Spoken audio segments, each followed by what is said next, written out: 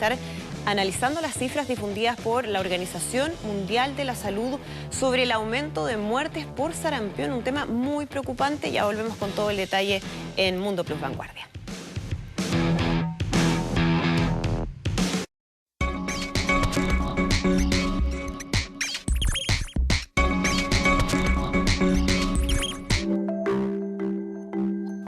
Investigadores argentinos y brasileños descubrieron el primer caso de fluorescencia natural en anfibios. La rana fluorescente es de la especie arborícola y es considerada la primera rana fluorescente en su clase de vertebrados, la cual se puede encontrar en América del Sur.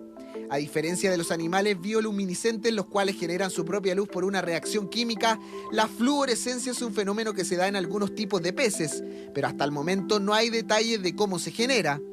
Los investigadores creen que la fluorescencia en la rana es útil, ya que podría contribuir a ayudarlas a reconocerse mejor las unas a las otras durante el atardecer y la noche, escenario en la que estos animales tienen baja visibilidad y deben aumentar su brillo convirtiendo la radiación de la porción azul del espectro violeta y así poder reconocerse.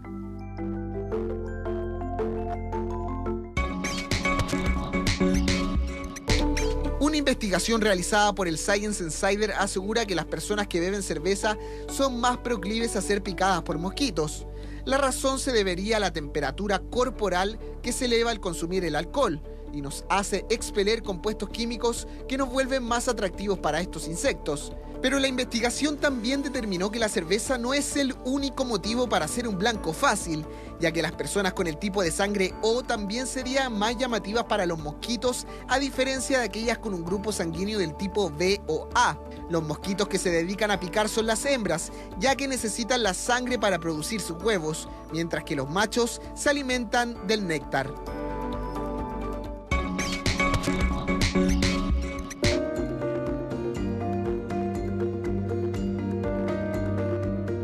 La Agencia Espacial Europea lanzará la primera misión para eliminar la basura espacial programada para el 2025. Tras 50 años enviando objetos al espacio, la órbita terrestre parece estar saturada de chatarra. Hasta ahora tenemos 2.000 satélites en funcionamiento y otros 3.000 que están fuera de servicio. Por esta razón, la ESA mandará al satélite Clear Space One a una misión de limpieza que tendrá como objetivo recolectar basura y enviarla a la Tierra a toda velocidad, para que se queme sin dañar la atmósfera superior. El satélite contará con 4 brazos robóticos que le facilitarán la tarea de recolección y podrá capturar desechos de 100 kilogramos, contribuyendo activamente a la limpieza del espacio y al mismo tiempo demostrar la viabilidad de nuevas tecnologías para la eliminación de la chatarra espacial.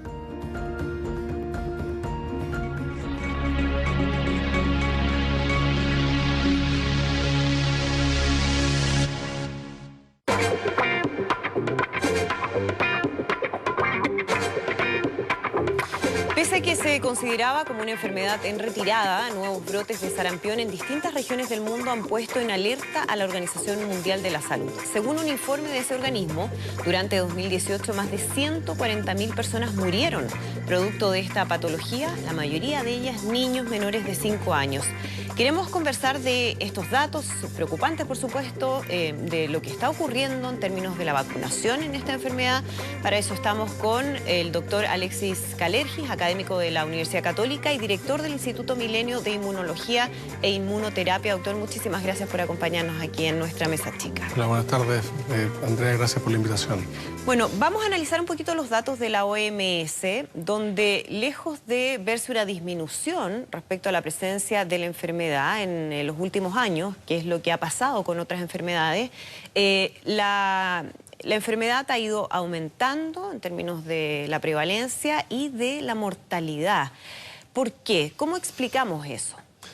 Pero básicamente el sarampión es un virus, es un agente infeccioso viral que causa una enfermedad muy contagiosa que se puede prevenir, y la prevención incluso ha conducido que algunos países la consideran básicamente controlada o incluso erradicada hace algunos años atrás, justamente gracias a el efecto beneficioso que tiene la implementación de un programa de vacunación que incluye la vacuna contra el sarampión.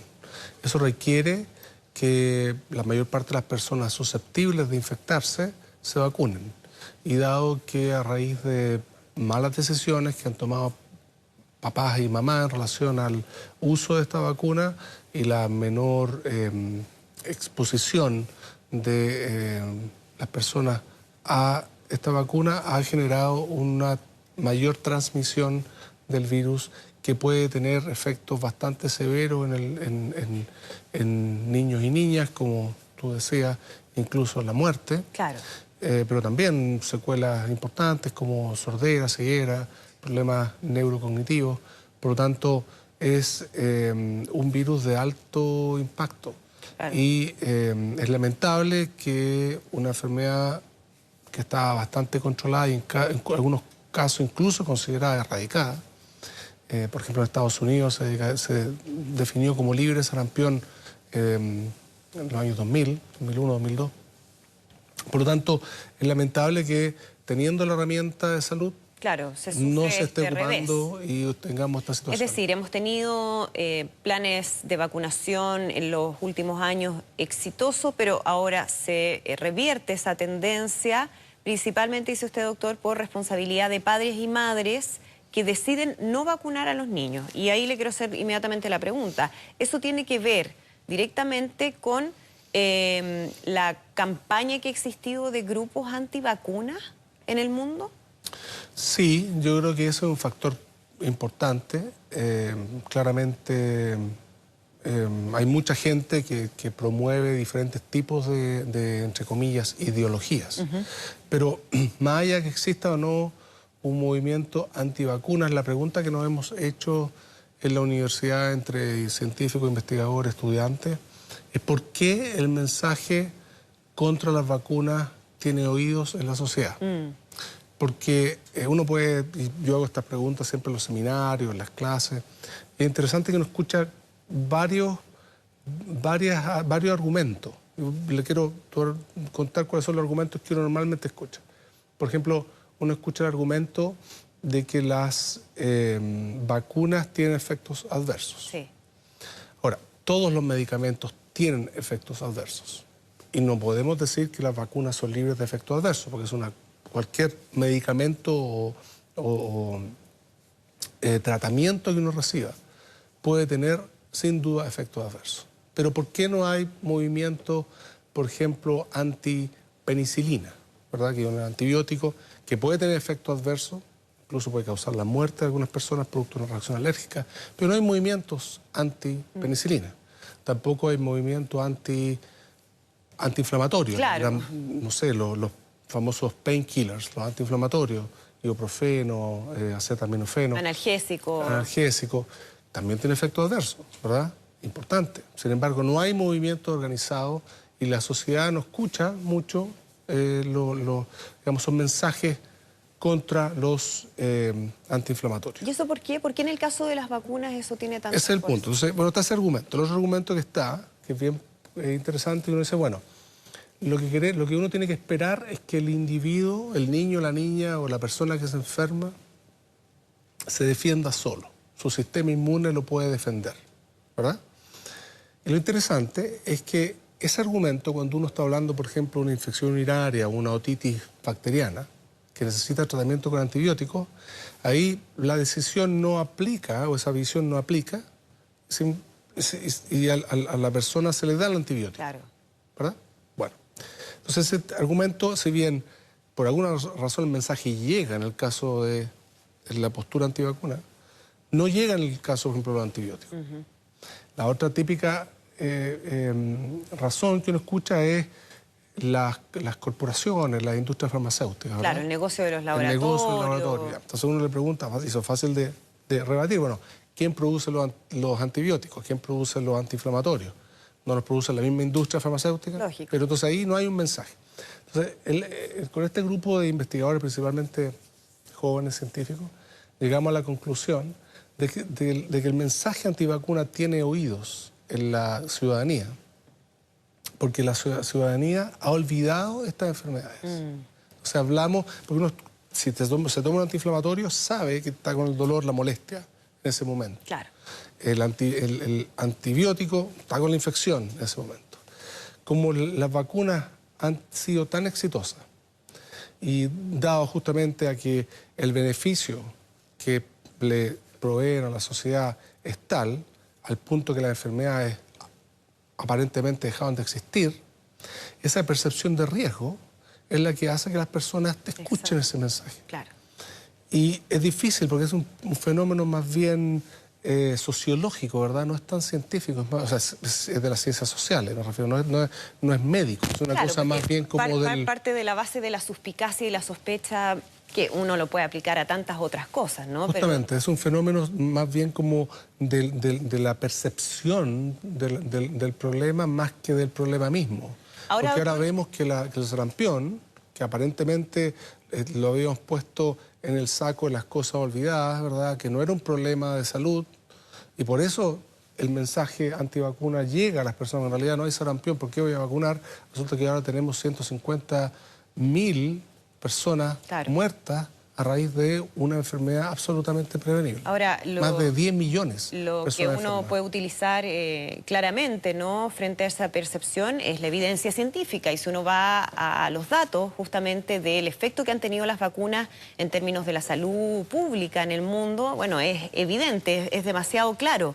El tema es que ahora estamos viendo este aumento en brotes de sarampión, no solamente en países que uno podría decir tienen menos acceso a salud pública o puede que haya menos conocimiento incluso respecto a esto, sino que también en países más desarrollados, donde se había avanzado significativamente. Entiendo que dentro de los países que han tenido brotes significativos, y usted lo mencionaba recién, está por ejemplo Estados Unidos. ¿Qué efectos tiene eso y qué además medidas se están tomando en el corto plazo para enfrentarlo? Este es un tema muy potente. Yo creo que usted tiene razón. La OMS, los ministerios de salud, nuestro Ministerio de Salud, por ejemplo, es muy proactivo en informar. Pero ese mensaje, de alguna manera, yo creo que ese mensaje sigue por lejos ganando sobre el mensaje, pero por lejos, sobre el mensaje de no vacunarse. O sea, eso por lo menos digamos eso. Claro. Si no estaríamos con el sarampión, claro, si no no sería una catástrofe sanitaria. Y en Chile en particular estamos bastante bien en ese sentido.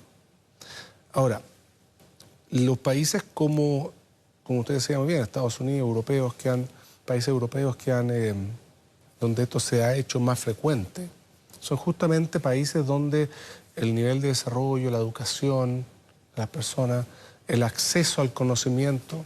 Entonces, claramente el mensaje no puede ser o no está siendo suficiente para llegar al 100%. Si bien, vuelvo a repetir, la mayor parte de la gente por lejos se sigue vacunando, no estamos llegando a toda la gente. Entonces hay que cambiar la estrategia o ser creativos. Nosotros, justamente pensando en que este mensaje de desistir de vacunarse tiene que ver con la percepción de riesgo y el recuerdo de esta enfermedad, decidimos crear un museo de la inmunología y la vacunación justamente para que niños, niñas, profesores, profesoras, ciudadanía en general puedan conocer las enfermedades que hace años nos afectaban, algunas muy terribles como la viruela que está. Segundo, cómo se enfrentó la enfermedad, cómo se enfrentó antes de que hubiese vacuna. La manifestación de estas enfermedades puede ser bastante, digamos, chocante. Y finalmente, cómo se resolvió y controló la enfermedad, que en todos los casos fue el desarrollo de una vacuna. Exacto. Y también decirle, miren, porque eso es lo otro que me olvidé comentarle, Andrea, ¿por qué yo creo que la gente no tiene problemas con la vacuna? La gente tiene problemas porque percibe que en algunos casos no hay riesgo. Cuando llega el verano, se nos viene el verano, vienen las vacaciones, es notable. De repente yo trabajo ahí en la casa central de la UCE, entonces algunos días durante enero, febrero, salgo por Marcoleta y veo una cola gigante de personas que van voluntariamente a vacunarse. Claro. Entonces yo pensaba que están regalando algo, que en realidad es un tipo de premio. Pero no, es gente que va a recibir una vacuna porque sabe que va a ir a lugares, a otros países donde hay fiebre amarilla, tiene esa percepción del riesgo y se vacuna. Claro. Entonces, y ese riesgo también, los países que reciben a estas personas que visitan le exigen muchas veces, usted tiene que demostrar que efectivamente recibió la vacuna contra la fiebre amarilla. Entonces, es la percepción de riesgo que yo creo que hace que el mensaje de no vacunarse, algunas personas equívocamente lo incorporan. Doctor, en el caso en Chile, ¿cuál es la situación actual? ¿Cuántas veces tiene que administrarse la vacuna? Porque también tengo entendido que hay un tema de que muchas veces no se entrega la dosis completa. No estoy hablando de Chile, sino que uno de los problemas que se ha generado, ¿no?, es que no hay una cobertura total por un tema de la falta de administración completa de la vacuna. Entonces, para aclarar esas dudas, ¿quiénes tienen que vacunarse y cómo funciona la vacuna? Bueno, en Chile hay un programa bastante bien estructurado de vacunación e inmunizaciones, ¿verdad? El Ministerio de Salud tiene un departamento y en el caso puntual de sarampión, esta vacuna se administra el primer año de vida, los 12 meses, y luego entre los 4 y 6 años de vida. O sea, sí o sí, esa segunda dosis es importante. Claro. Y luego hay campañas de vacunación contra el sarampión cuando hay una amenaza, por ejemplo, de un brote. Por ejemplo, en mi caso, yo por razones de trabajo he tenido que participar en algunas conferencias en el extranjero y decidí también vacunarme porque han pasado años, ¿verdad? Y desde mi última vacunación y justamente me ha tocado visitar lugares donde sabemos por las noticias que hay brotes de sarampión.